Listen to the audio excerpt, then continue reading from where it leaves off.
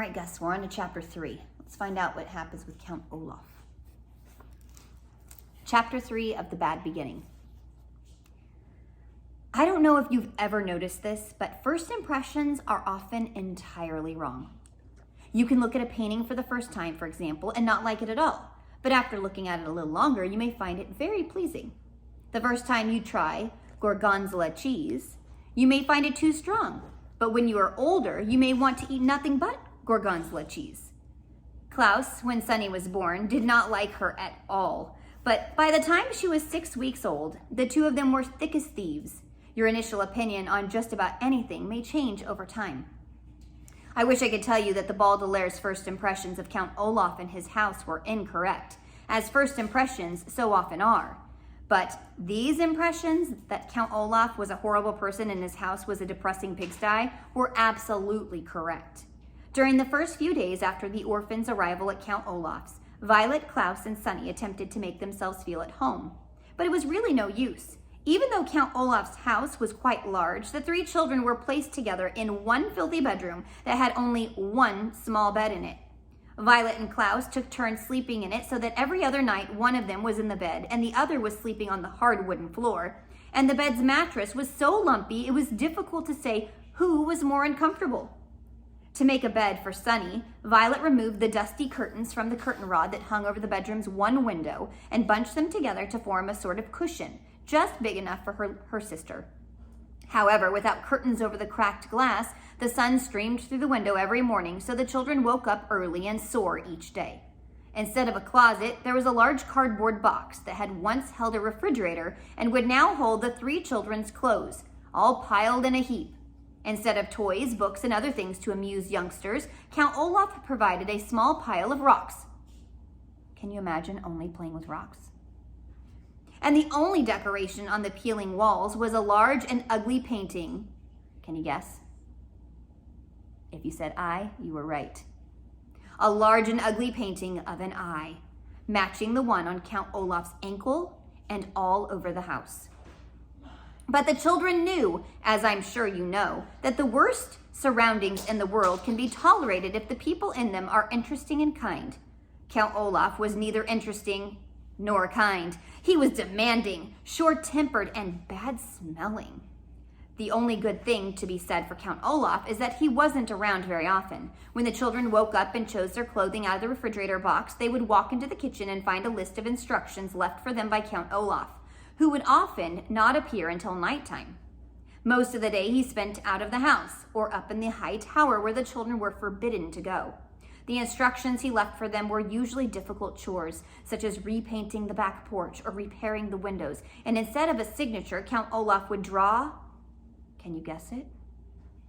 An eye at the bottom of the note.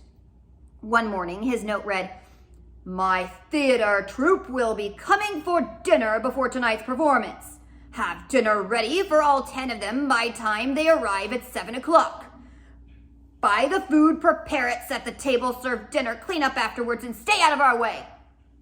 Below that, there was the usual eye, and underneath the note was a small sum of money for the groceries.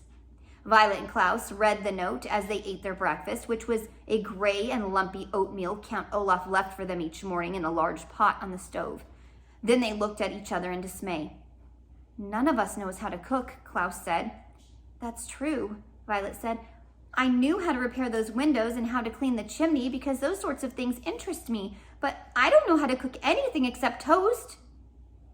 "And sometimes you burn the toast," Klaus said, and they smiled. They were both remembering a time when the two of them got up early to make a special breakfast for their parents. Violet had burned the toast, and their parents, smelling smoke, had run downstairs to see what the matter was. When they saw Violet and Klaus looking forlornly at pieces of pitch-black toast, they laughed and laughed, and then they made pancakes for the whole family. "I wish they were here," Violet said. She did not have to explain that she was talking about their parents. "They would never let us stay in this dreadful place." "If they were here," Klaus said, and his voice rising as he got more and more upset, "we would not be with Count Olaf in the first place. I hate it here, Violet. I hate this house. I hate our room. I hate having to do all these chores. And I hate Count Olaf." "I hate it too," Violet said, and Klaus looked at his older sister with relief. Sometimes just saying that you hate something and having somebody agree with you can make you feel better about a terrible situation. I hate everything about our lives right now, Klaus, she said, but we have to keep our chin up. This was an expression the children's father had used, and it meant try to stay cheerful. You're right, Klaus said, but it is very difficult to keep one's chin up when Count Olaf keeps shoving it down.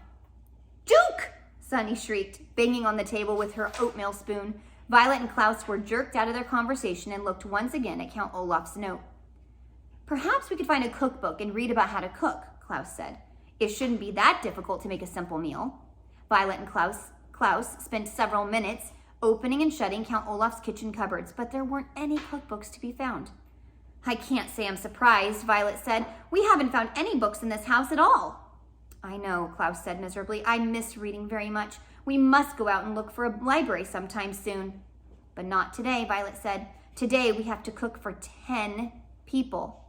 At that moment, there was a knock on the front door. Violet and Klaus looked at one another nervously. Who in the world would want to visit Count Olaf? Violet wondered out loud. Gus, would you visit Count Olaf? I think he'd be scared of Count Olaf. Maybe somebody wants to visit us, Klaus said, without much hope. In the time since the Baudelaire's parents' death, most of the Baudelaire orphans' friends had fallen by the wayside, an expression which here means they stopped calling, writing, and stopping by to see any of the Baudelaires, making them very lonely.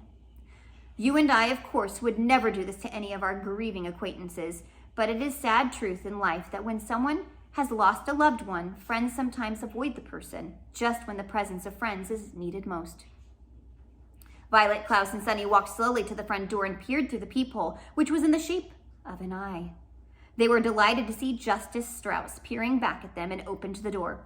Justice Strauss! Violet cried. How lovely to see you! She was about to add, do come in, but then she realized that Justice Strauss would probably not want to venture into the dim and dirty room.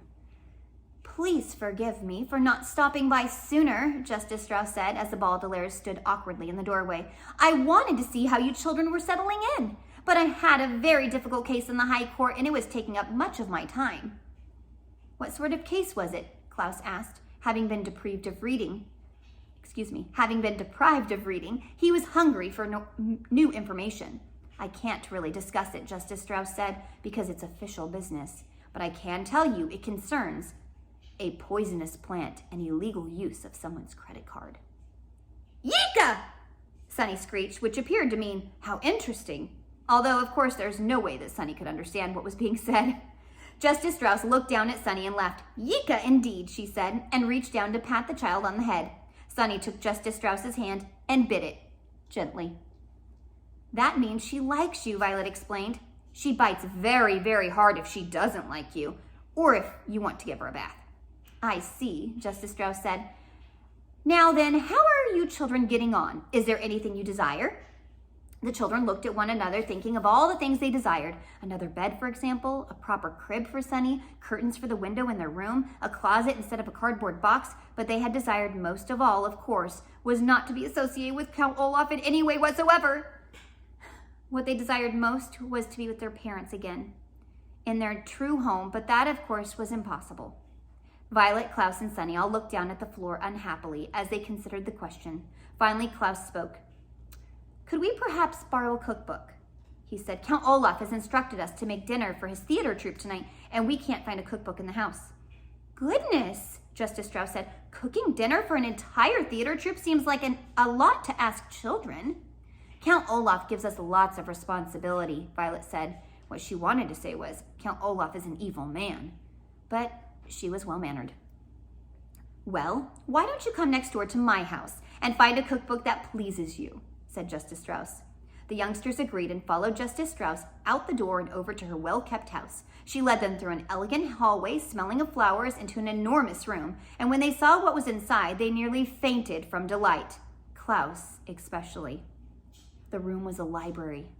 Not a public library, but a private library.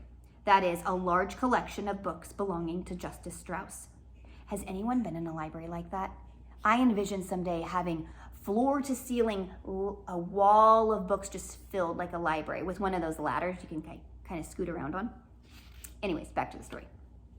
There were shelves and shelves of them on every wall from the floor to the ceiling, and separate shelves and shelves of them in the middle of the room. The only place there weren't books was in one corner where there was some large, comfortable-looking chairs and a wooden table with lamps hanging over them. Perfect for reading. Although it was not as big as their parents' library, it was as cozy, and the Baudelaire children were thrilled. "My word," Violet said, "this is a wonderful library." "Thank you very much," Justice Strauss said. "I've been collecting books for years, and I'm very proud of my collection. As long as you keep them in good condition, you are welcome to use any of my books at any time. Now, the cookbooks over here are on the eastern wall. Cookbooks, that is. Shall we have a look at them?" "Yes," Violet said. "And then, if you don't mind, I should love to look at any of your books concerning mechanical engineering. Inventing things is a great interest of mine." "I would like to look at books on wolves," Klaus said. "Recently, I have been fascinated by the subject of wild animals of North America." "Book!" Sunny shrieked, which meant, "Please don't forget to pick out a picture book for me." Justice Strauss smiled. "It is a pleasure to see young people interested in books," she said.